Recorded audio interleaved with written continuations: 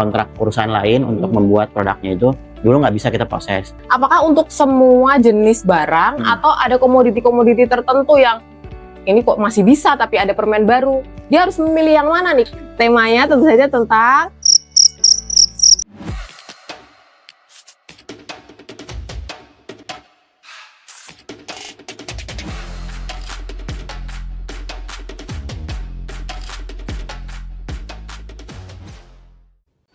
Halo Sobat Greenie, welcome back to Oasis, obrolan tematik seputar industri, wadahnya informasi terkini, solutif, dan tentu saja up to date di dunia industri. Bersama saya Rini Rarasati untuk episode kali ini, episode awal tahun yang baru 2026, dengan tema yang tentunya sangat menarik. Ada yang penasaran? Penasaran? Tenang aja, nanti kita spill, tapi jangan lupa untuk like, comment, share, dan tentu saja subscribe di channelnya BBSPJ PPI Kemenperin ya. Untuk episode Oasis kali ini, kita ngangkat tema yang masih fresh from the oven nih. Ada yang tahu kru? Ada yang tahu? Temanya tentu saja tentang Oke, aku spill ya. Bedah regulasi terbaru verifikasi TKDN. Jadi tahun lalu nih, tepatnya tanggal 12 September 2025, Kementerian Perindustrian itu telah menerbitkan aturan yang baru terkait penghitungan nilai TKDN, yaitu Permenperin nomor 35 tahun 2025. Dan saat ini peraturan itu sudah berlaku ya Sobat Greenie. Dia berlaku mulai tanggal 12 Desember 2025 atau 3 bulan sejak diterbitkannya peraturan tersebut. Jadi aturannya ini berubah ya Sobat Greenie, cukup banyaklah perubahannya. Jadi kalau industri nggak tahu, takutnya nanti bisa salah ambil langkah gitu. Tapi tenang aja Sobat Greenie, kita di sini, saya di sini nggak sendiri kok. Tentu saja ada narasumber yang keren yang akan nemenin saya untuk ngobrol dan sharing-sharing tentang regulasi baru TKDN ini. Langsung aja ya kita perkenalkan ya. Selamat datang Mas Abi Nubli. Terima kasih Mbak Rini. Mas Abi ini salah satu tim verifikator di BBSPJ PPI. Sudah cukup banyak juga pengalamannya dari perusahaan yang simple sampai perusahaan yang rumit gitu Sobat Greenie. Jadi mari kita langsung tanya-tanya ke Mas Abi. Jadi Mas Abi, kan kita tahu ya sekarang regulasinya itu baru, Permen 35 tahun 2025, baru banget Desember kemarin diterbitkan ya. Kira-kira tuh perubahan besar apa sih yang terjadi antara Permen yang lama, Permen 16 tahun 2011 dengan Permen yang baru, Permen 35 tahun 2025? Kan ini cukup panjang ya, jaraknya Permen yang lama itu 2011, yang sekarang baru direvisi di 2025. Apa tuh Mas Abi perubahannya? Ya, jadi untuk peraturan Permenperin 35 tahun 2025 ini itu lebih melakukan simplifikasi ya, lebih membuat simpel terkait perhitungan TKDN barang terutama, dan juga untuk lebih membantu juga lebih memperjelas perhitungan TKDN jasa juga Mbak. Jadi kalau untuk TKDN barang ini sekarang juga misalkan industrinya itu industri yang memang pabriknya di Indonesia dan tenaga kerja Indonesia dan melakukan produksinya di Indonesia itu udah dapat 25% langsung. Terus juga kalau dulu misalkan untuk industri yang di sini tuh cuman maklun ya Mbak ya, misalkan TKDN barang dan maklun gitu, dalam artian tuh kontrak perusahaan lain untuk membuat produknya itu dulu nggak bisa kita proses. Nah sekarang dengan peraturan Permenperin 35 2025 ini bisa kita proses, walaupun mungkin ya nilainya nggak sebesar industri yang punya produksi sendiri produksi sendiri, betul. Jadi lebih terbuka ya untuk jenis industri seperti industri yang maklun gitu ya Mas? Iya, betul. Nah untuk permen yang baru ini Mas Abi, apakah untuk semua jenis barang atau ada komoditi-komoditi tertentu yang dibatasi gitu? Atau seperti apa? Untuk peraturan Permenperin 35 ini itu memang bisa dipakai untuk seluruh jenis produk. Tapi misalkan itu adalah produk elektronik Mbak ya, atau alat kesehatan, itu bisa memilih Permenperin yang sudah ada sebelumnya, yang spesifik di bidang itu. Misalkan elektronik dengan Permenperin 22 tahun 2020, atau juga untuk industri alkas itu untuk bisa pakai Permenperin 31 tahun 2022. Seperti itu. Jadi kan ternyata masih ada peraturan lama yang masih berlaku ya Sobat Betul. Grini. Betul. Jadi sebenarnya apa sih yang harus dipertimbangkan oleh perusahaan ya? Karena kan ini kok masih bisa tapi ada permen baru.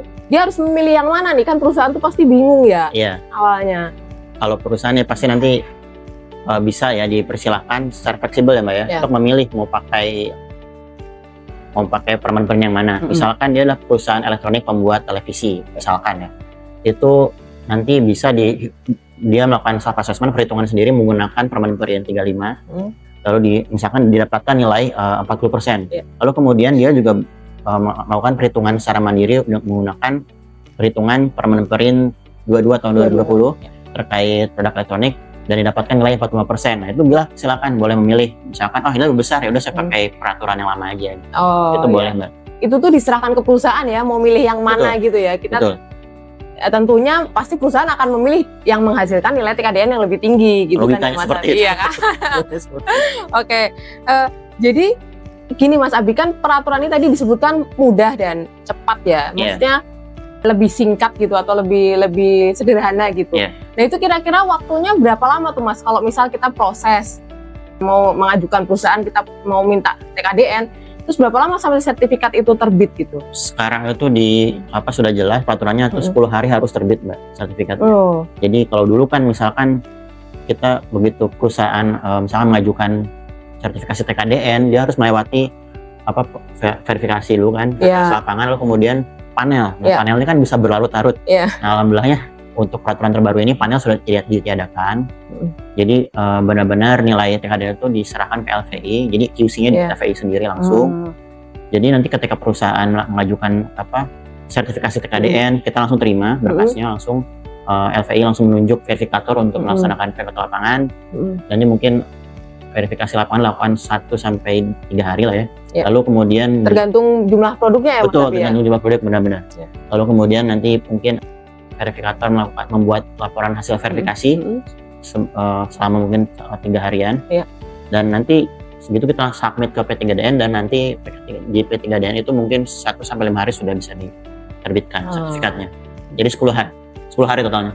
Oke. Catat ya Sobat Grini, tadi alurnya cukup lengkap yang sudah disampaikan oleh Mas Abi ini. Memang ternyata dipangkas separuhnya ya Mas Abi. Tadinya 22 hari kerja, kemudian sekarang jadi 10 hari kerja, cukup cepat. Dan ini berita baik lah ya untuk industri ya. Jadi nggak ada lagi yang ribet nih sekarang. Sekarang nih udah simple gitu. Oke. Kemudian ini Mas Abi, kan tentunya perusahaan juga bertanya-tanya nih, apa sih yang perlu dipersiapkan gitu untuk mengajukan permohonannya? Apakah masih sama-sama yang dulu gitu? Misalkan harus ada dokumen legal atau seperti apa? Atau apa saja sih yang untuk permen baru ini? Oke. Jadi yang jelas perusahaan benar harus mempersiapkan semua dokumen dan data-data produk yang didaftarkan ya Mbak ya. Terkait legal, NIB, NPWP, terus kemudian juga tenaga kerja. Tenaga kerja juga sekarang mungkin kalau TKDN barang itu harus menjanjikan juga KTP-nya ya. KTP dari scan KTP ya. Betul, perwakilan saja. Perwakilan. Ya, nanti pas di verifikasi lapangan harus lengkap sih. Jadi mungkin verifikator akan sampling nanti data dari tenaga kerjanya. Lalu kemudian juga ya sebisa mungkin bill of material juga sudah lengkap. Jadi ketika diharapkan perusahaan itu sudah siap ketika sebelum diverifikasi itu. Jadi nanti verifikator ketika datang ke perusahaan itu benar-benar tinggal verifikasi. Tanpa perlu menunggu melengkapi dokumen ABC apa lagi gitu. Biar juga kita cepat juga prosesnya ya. Baik. Lengkap banget nih Sobat Grini penjelasannya. Cukup membantu ya, mencerahkan ya. Kemarin-kemarin masih bingung, masih meraba-raba ini permen baru nih apa sih yang berubah gitu. Langsung terserahkan dengan penjelasan Mas Abi ini. Seperti kita tahu ya Sobat Grini, BBSPJ PPI ini kan juga sebagai salah satu unit verifikator nih Mas Abi di bawah LPI BSKJI. Jadi apa nih Mas Abi yang kita BBSPJ PPI bisa tawarkan ke industri nih, ke Sobat Grini semua yang ingin mengajukan verifikasi TKDN di sini? Baik, jadi untuk rekan-rekan industri sekalian, baik industri besar, IKM maupun vendor-vendor pengadaan barang ya di pemerintahan, itu kita nih sebagai LPI yang langsung di bawah Kementerian itu paling update terkait aturan Dan kalau ada misalkan pertanyaan tuh kita bisa langsung nanya ke Kemenperin langsung. Dan kita bisa cepat dalam interaksi untuk jawab pertanyaan-pertanyaan dari rekan-rekan. Dan kita juga nggak sekedar meloloskan produk ya sebenarnya. Kita juga sebagai mitra industri itu ingin industri ini benar-benar naik kelas lah. Dengan TKDN ini ya bisa kita bantu untuk bisa produk-produk industri Indonesia ini bisa terpakai di pemerintahan maupun di pihak-pihak yang membutuhkan seperti itu. Meningkatkan penggunaan produk dalam negeri. Betul. Lah ya. Tepuk tangan dulu dong untuk BPSPJ PPI, Sobat Grini. Oke, sepertinya semoga semuanya sudah terjawab ya dari penjelasan Mas Abi ini.